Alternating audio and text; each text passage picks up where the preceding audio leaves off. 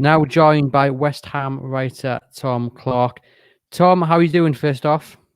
Yeah, good, thanks, mate. Can't complain covering West Ham this season, that's for sure. I was going to say, we were just saying that you joined kind of halfway through the season, and it's not looked a bad move for yourself. No, so I officially started at the beginning of January. So I did the player ratings on January the 1st, which was when West Ham beat Everton, and then it's just been all uphill from there. It started in 10th. I think they've lost 3 league games since I took over. Had an FA Cup exit as well in there, but other than that, it's just been absolutely flying. And the guy I replaced, Sam Inkersol, who moved over to Chelsea, in the hopes of covering Champions League glory, is just fingers crossed that West Ham get the top 4 at Chelsea's expense, and his move looks a horrendous one. I was thinking about that actually before we got started. Has anyone from West Ham put you down as their lucky charm then? I've done it myself. I've included myself in the talking points. That at one point in the season, I was like, "This is getting silly. The record, the way it's going." Then there has to be a Tom Clark effect here. I've yet to mention it to David Moyes. I'm not sure he'd take too kindly all his hard work being put down to some journalist coming in and taking over the club. But a fair few of the fans have enjoyed it and have definitely said that there's got to be some kind of link in there. I think that's pushing it a bit, but yeah, I'd like to think so. I'm just looking at the form here from the last 10 games, and West Ham have picked up 20 points. Newcastle have only picked up 10. And I think for many Newcastle United fans, if you'd looked at the last run of games to finish off the season, West Ham probably would have been one of those where they think they can pick up some points. However, when you look at it now in the present day, I think many Newcastle United fans see nothing but a defeat on Saturday, simply because West Ham are really in a good run of form. Yeah, I mean, on paper at the start of the season, of course, nobody saw this West Ham season happening, and yeah, at the beginning of the season, you'd have put this down as a mid-table clash, maybe, possibly. You'd certainly know more about Newcastle's hopes at the start of the season, but mid-table was absolutely 100% West Ham's ambition and probably the height of their ambition. Even I'm sure David Moyes, if he was totally honest with himself, I think he would have been absolutely delighted with 10th and a couple of decent, cups. It kind of always does depend who you get. West Ham got Manchester United, and they could have actually taken that game on a little bit more and tried for an FA Cup run. So I think that's probably the only disappointment of the season is the lack of attacking endeavour in that game, shall we say. But yeah, I mean, when you look at it now, when West Ham are in 4th, they've just beaten Leicester, Wolves. Okay, gave away a 3-goal lead against Arsenal, but yeah, one thing West Ham have done really well is beaten the teams who are in mid-table and the bottom half of the table. They haven't had great results against the teams at the top of the table, bar the double over Leicester, and they beat Spurs a few weeks ago, but Spurs have their own issues going on. But in general, the teams in and around them, they haven't had the great results, but they picked up their points, from everybody from 7th, 8th, and down. Yeah, I mean, I really enjoy watching West Ham. I think that, it's just good to see a team trying to break into that top 4, and they deserve to be there. They're not there by luck, like we say, their results warrant a place in the top 4, and I'm just hoping. I do hope they can get there, but I do hope they do get beat on Saturday off Newcastle. A lot of people talk about that first game of the season, and Newcastle won 2-0 against West Ham. What has changed since then? Because West Ham were absolutely dreadful that day.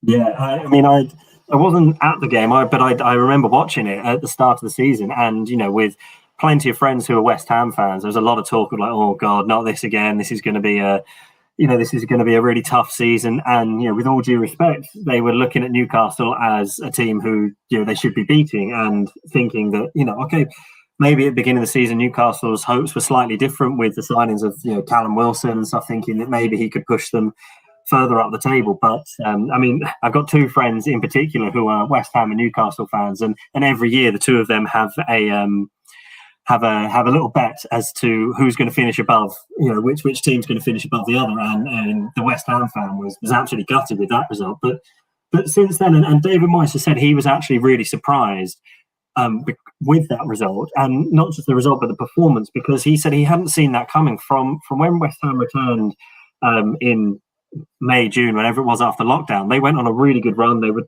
still in relegation danger then, and they went on a great run, finished the season strongly. And he said they had whatever the curtailed pre-season was, he said it was a really good pre-season, and they were just absolutely shocked by it. And then the week later they played Arsenal, lost, but played so much better. And then it was the Leicester game after that, and then it just from there on the season's just only been going one way. And it's new players are settled in, and since December or so, Craig Dawson's come in, made a big difference to the defence. Obviously, Lingard came in January, but even before then, it's not quite true to say Lingard has made them a Champions League chasing team. West Ham were fifth when Lingard joined. They were doing well. He's just made them better. Yeah, Steve Bruce wanted Lingard, and obviously he's headed to West Ham, fancying a Champions League challenge rather than a fight for safety. It's I think Newcastle fans look at West Ham with a bit of envy, obviously, because there's no reason, like you say, that the hope at the start of the season for West Ham definitely was not a top four challenge, but it just shows with a bit of with the right head coach and with the right movement in the transfer market, what you can do. And that it shows you that top four is definitely vulnerable to teams who do it right. You mentioned there the previous game, and West Ham fans were looking at it as one that they should win, that their team should win. I assume that this is the case for this Saturday as well.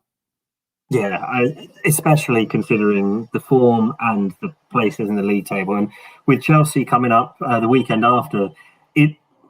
Okay, as a fan or as a journalist, you can look like 2 games ahead and say, "Oh, that Chelsea game's huge," but it's only huge if it'll be huge no matter what. But it will be bigger if they get the 3 points, because Leicester being in cup action, West Ham can go third this weekend, and then then the pressure is on Leicester next week to when they play to get their 3 points. So having back-to-back defeats, and then Chelsea game the weekend after. If West Ham win, then they go into that game ahead of Chelsea. This is definitely, I'm sure the manager and the players aren't looking any further ahead. I mean, I know he isn't, having spoken to him about it, but fans maybe. But yeah, it's not a given of 3 points. Of course it's not, but it's certainly, when you look at the 7 games remaining, this is one where 3 points is an absolute must if West Ham want to be in the top 4. In terms of the players that Newcastle have to watch out for, who's the one that if you had a chance to speak to Steve Bruce, you'd say this is the West Ham player you need to keep quiet on Saturday? Jesse Lingard. There are very good West Ham players, the likes of Thomas Souček as well. But yeah, going forward, it seems at the minute it's the Jesse Lingard show. And if he's not scoring, he's assisting, and if he's not assisting, he's the goal against Wolves that he wasn't goal or assist in. He had the ball in the corner. It looked like the defender was just going to shepherd him out, and it's just a little bit of skill round the defender. Then Masuaku gets the ball, crosses it, Fornals finish, and you're like, yeah, lovely finish from Fornals, perfect pass from Masuaku. None of that happens if Lingard doesn't have a flash of genius to get past his marker, and he's just involved in everything, absolutely everything at the club right now. And if you have to highlight one player, it's harsh on the others because they've been phenomenal as well. But Lingard has just been absolutely ridiculously good, and far, far better than even Moyes has admitted he's had more of an impact than he thought he would do.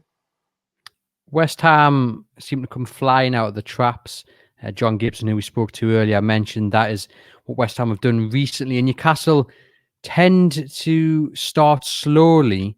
And I'm just wondering, do you think we'll see the same from West Ham this Saturday, where they'll come flying out and, they'll look to be 2-3 goals up at half time as they have been in kind of recent games? Yeah, absolutely. I mean, it's working for them so far. It was a slightly slower start at Leicester. I was sat next to one of the West Ham media guys, and after about 25 minutes, we were looking at each other and we were like, God, this is a slow burn. This isn't a great game compared to we've been spoiled in the 2 weeks before when West Ham have been 3-0 up by 35, 38 minutes. So we were about half an hour in, being like, come on, they haven't scored yet. What's going on here? And then, minutes later, bang, bang, 2 goals in the space of 4 minutes. They were 2-0 up after 40 minutes, I think it was, on the weekend. And yeah, you can see that is the game plan. It's get out the opposition, from kickoff. I mean, it's not it's not new. You know, Steve Bruce can just look at the last 3 games, and West Ham have been 3-0 up in all 3 of them. So you know, you can look and say, right, they're going to be at us from minute one. But you know, knowing it and stopping it are 2 different things. I think, yeah, I mean, if you watch that Burnley game, you know, this is Burnley who haven't had a good run of form themselves, and they were made to look. I think Barcelona has maybe a bit of a stretch, but they were made to look rather good in the first, you'd say even the first kind of 50 minutes until Alan St. Maximin came on. You know, Burnley were just on top, and Dubravka had to pull off a few good saves, and they should have gone into half time more than 1 goal to the good.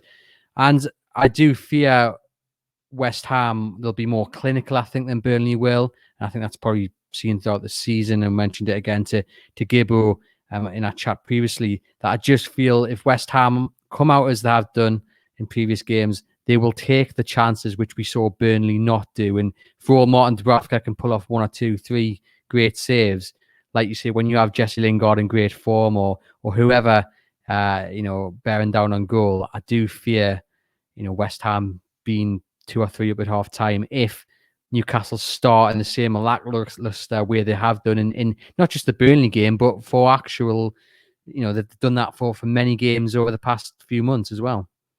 Yeah, one of the things you do look with West Ham is like at some point, maybe the bubble, no pun intended, but maybe the bubble's going to burst because, I mean, it depends where you stand on, you know, what your views are on XG and stuff. But West Ham are massively overperforming. Like Jesse Lingard has never had a period like this in his life. I mean, his entire career, he's never had form like this before. And it's one of those, you know, fantasy football managers will know. It's like, do you jump on the bandwagon now, or is it gonna finish? But his form is just incredible. And you know, Jared Bowen's got 3 and 3 now, and he's been coming off the bench against Wolves. He came on, scored after a couple of minutes, and sometimes, like, you know, I'm sure a lot of West Ham fans are like this because having got to know quite a few, I know they're fairly pessimistic in general, and it's like you do have to pinch yourself. I mean, like 3-0 again, 3 games in a row. That's nuts. And I'm sure David Moyes would absolutely love a 1-0 win, but where they just defend really, really well, and there's no threat of the other team coming back into it. But I mean, as you said a couple of times, it's like, you know what, if we keep going 3-0 up, I'll take that because he'll back his team to see the games out. You know, they got caught against Arsenal, and Leicester had their chances, and Wolves had their chances, riding their luck a little bit, but they're deserving the 3 goals because of the way they're attacking. And you know, with Newcastle, like you say, against Burnley, you know, Alan St. Maximin seemed to make a difference. So I'm assuming he's going to be starting this weekend. Is that right from your info? Yeah, fingers crossed. We'll find out more tomorrow with Steve Bruce's press conference on Friday morning. But you would assume so. You know, he changes the game when he comes off the bench, and it's kind of clever by Steve Bruce in many ways to, you know, just to hold them back and to hit Burnley when the legs started getting tired. But you assume, given how he performed on Sunday against Burnley, the assist and then the fantastic solo goal, he has to start. You know, because you know Newcastle without him just look there's no threat. You mentioned Lingard there. He in the fantasy football, he is my captain in the fantasy football, and he has been for many weeks, and it's paying off. And it's interesting because you mentioned there the West Ham have conceded a few goals later on in these games, and the likes of Leicester had the chances. You know, they were pegged back by Arsenal, Wolves. You mentioned there. How will they handle someone like Alan St. Maximin who just wants to run forward? Like, that's all he wants to do. He just gets the ball and he's straight towards the opposition goal. He's got the skill, the pace. You know, very few defenders can handle him. We saw, you know, Tarkowski, who's a brilliant defender, and he looked like, you know, I don't know how to describe it. St. Maximin just had him in his pocket, and it was great to see from a Newcastle point of view. So, how will the likes of, you know, Dawson and co handle a player like St. Maximin? Well, before I answer that, would you expect him to play through the middle or off one of the wings? Because I think that will make a difference, especially with Aaron Creswell's injury, because he's moved from, you know, left back to left centre back of a 3, and his injury will mean a bit of a rejig. And I think where St. Maximin plays might affect how West Ham would deal with him. Well, it's interesting because Steve Bruce mentioned this before the Burnley game, and he said he's got a bit of a conundrum to sort, because how do you fit St. Maximin into a team in a way? Many people think he's best out on the flank. He was playing a bit more of a kind of a free central role against Burnley, and it's really interesting because he has wanted to play in that number 10 role and it just didn't work. He was ineffective, and then kind of Miguel Almiron's made it his own role, and I think that's where Miggy will start. So it's just a case of, do Newcastle play two up top, or maybe, I don't know. It's really strange because I think he'll probably play out on the flank, but just with license to kind of roam. And that's what he's good at. He'll pick the ball up and just run at players. I don't think, I think he's probably going to start on the flank and with license to roam inwards, or just at defenders in general, really. I think, that would probably be more beneficial for Newcastle, because the way West Ham have set up in Declan Rice's absence is with 3 centre-backs, 2 wing-backs, but then Thomas Souček is playing a little bit deeper alongside Mark Noble. So you kind of got like your 3 centre-backs and then 2 defensive midfielders in front of them. And it's kind of like, we'll win the ball, let Masuaku bomb up the left wing. Fornals can play through the middle, and Bowen and Lingard. And it's kind of like, just let those guys go forward and do their thing, and we'll be solid at the back. And with Creswell being out, if St Maximin plays off the right, he'll probably be coming up against Masuaku, who is really good going forward, but he was at fault for the for Leicester's first goal. He was, he's got a lovely bit of skill on him, and he sometimes can dribble out defence and go around 3 players, and you, even in an empty stadium, you can hear an audible like ooh from the press box, I mean, like lovely. But then when he gives it away and Iheanacho,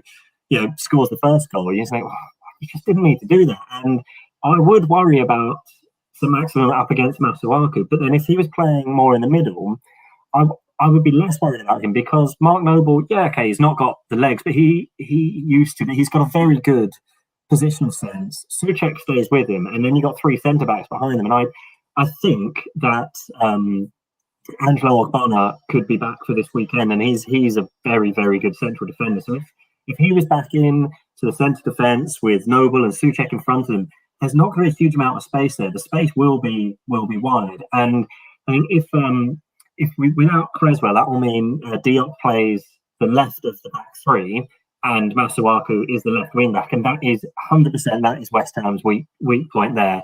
If you look at the team when they line up, and it's a 5 in defence, but it's a 3 when they have the ball. But if it's a 5 in defence, that left centre back of Diop and Masuaku, that's where West Ham where Newcastle can get at West Ham, and particularly if Newcastle put their best player up against them, then the alternative is, and he might choose one of the youngsters, someone like Ben Johnson, who is a better defender than Masuaku. He doesn't offer anywhere near as much going forward, but he's a more solid defender. But there are injuries in the squad, and for the last 5-6 minutes of the game against Leicester, Ben Johnson's a 21-year-old fullback, was playing central midfield because Mark Noble, and he's injured if Mark Noble goes off. He's playing on, but he was walking off, couldn't move his arm. So there are a few injury worries for West Ham, but I think.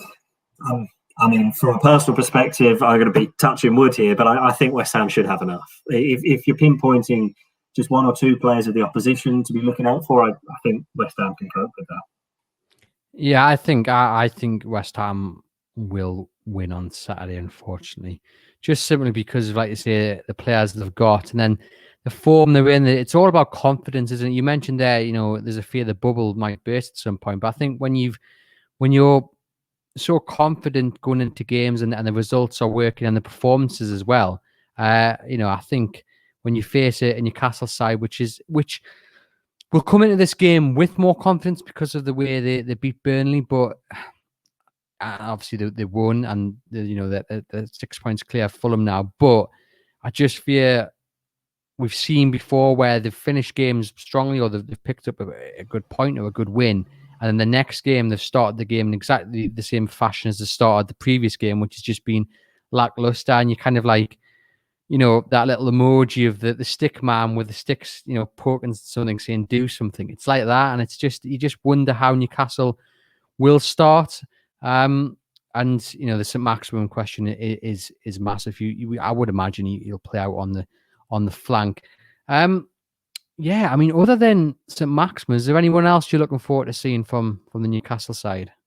Well, I was just actually going to ask, like, would Steve Bruce like change his tactics and formation to match up with West Ham? Because with Declan Rice in the team, it was, the 4-2-3-1 was the go-to, unless they were playing Manchester City or Manchester United when they did, and it didn't work. Well, West Ham were decent against Manchester City, but both games against Manchester United in League and Cup, they went ultra defensive, and it just didn't work. And so, just wondering, with West Ham being the more on form team of the two, would you think Bruce might alter the way he sets Newcastle up to face them?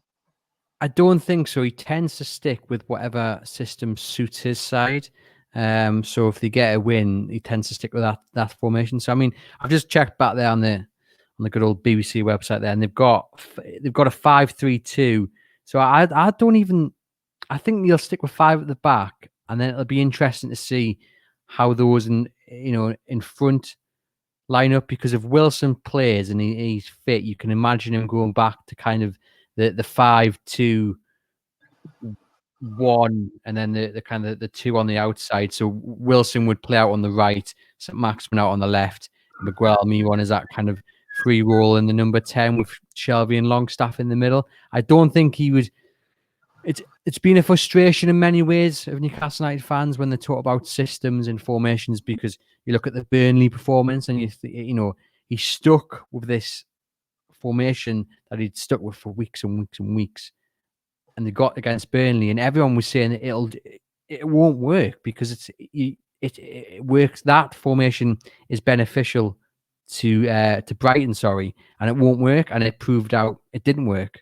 Brighton were dominant, they won with ease, and it's been a frustration where Steve Bruce is stuck with the formation as opposed to, like you see, maybe adapting to fight off the opposition. But no, I think he'll stick with how it worked on Sunday against Burnley, other than maybe just switching Wilson out on the flank where he's proved a success when fit.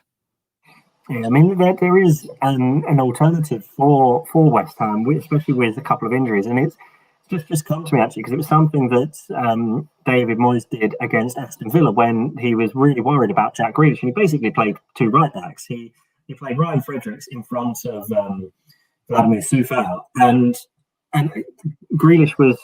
I mean, he's such a good footballer as well, but he just did nothing for 75, 80 minutes of the game, playing on the wing, and then he moved inside to basically get away from being double marked, and he actually provided an assist for Ollie Watkins when he did that. But by then West Ham were 3-0 up. It was too late, and I'm just with a few injuries. I wouldn't be massively shocked if West Ham did do something similar with on that left side. It's opposite to Grealish where he was playing, but to double mark St. Maximin, because I haven't watched Newcastle anywhere near as much as you, and maybe with Callum Wilson coming in, but he just does seem to be just this one man seems to be the big threat. So you kind of you nullify him, and then you let Bowen and Lingard and Fornals do their thing, and you'll back them to get a couple of goals. And it'd be interesting to see when the team sheet comes out, because that one against Villa did kind of throw us all. We didn't expect Lingard to get a start,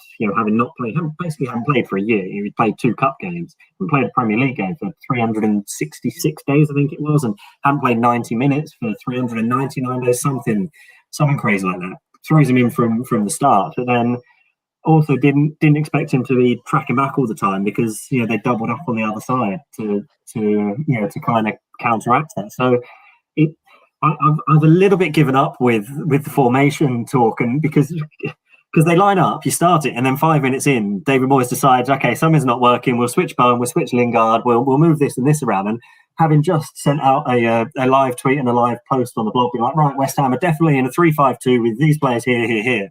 5 minutes later, it's so fluid, and it's 2 formations rolled into one. They're a completely different team when they have the ball and when they don't have the ball, which it depends if you're what kind of football fan you are. If you're a little bit of an anorak, and there's nothing wrong with that, because I love watching that side of the game, then it is really interesting to see all the different movements and the patterns of play. But it can get really confusing when you just see the team sheet written down, or when the BBC write it down or something. Within 10 minutes, it's different, and they don't change it round. So I think a lot of it does come down to who the opposition are and what they offer as well. It was something that didn't work for West Ham playing the Manchester clubs and playing against Liverpool. Liverpool were absolutely phenomenal that day. It was kind of like watching Liverpool last season rather than this season. But it's it's 3 points or nothing, I think, for West Ham. A draw wouldn't be a good result. And Moyes said at the end of the game, and he is not the kind of person to normally say this. He said, you know what, like the position we're in, 7 games to go, we're going to have to take a few risks. Basically, if it's a draw with 10 minutes to go, West Ham are going for it. They would rather lose trying to go for the win than settle. So I think it's going to be a good game anyway. It's going to be good fun. I'm really looking forward to coming up for it. What's your score prediction? I'm going to go for 2-0 West Ham. No, I agree. I think West Ham will win. I think it's all about how Newcastle start, because if they start, as I've mentioned many times already in this episode, if they start in the same way they have done recently, West Ham will just have an absolute field day if they start as they have done against, Leicester and what have you. It's just if Newcastle are just standoffish as they were against Burnley, then I fear West Ham will have a very enjoyable day on Tyneside. I'm hoping I'm wrong and Newcastle can upset the odds. And there's no reason why they can't away the good result against Spurs, good win against Burnley. They just need to start better and just grab the game by the scruff of the neck. They're 6 points clear for them. They've got a good opportunity really to probably put that to bed with the win on Saturday, give or take a few more points. And as I mentioned right at the start, Newcastle's games are coming up are tough. And this is probably one of the games where you look at it and you think, yes, okay, West Ham in the top 4, but you consider who else they've got coming up. Newcastle, I think Man City, Liverpool, Arsenal. They're not easy games. So you're looking at this game against West Ham as maybe the easiest of the tough games, and then you've got Sheffield United and Fulham. But we don't want to be in a position where Newcastle need to win against Fulham to stay up on the last day of the season, because that would be nightmare, wouldn't it, if that was the case? But Tom, thank you for joining us on the Everything is Black and White podcast. Safe trip up to Tyneside, and fingers crossed from a Newcastle point of view, it's not an enjoyable afternoon for you. Well, thank you very much. And maybe we'll have this chat after the game and we'll see who's the happier of the two of us.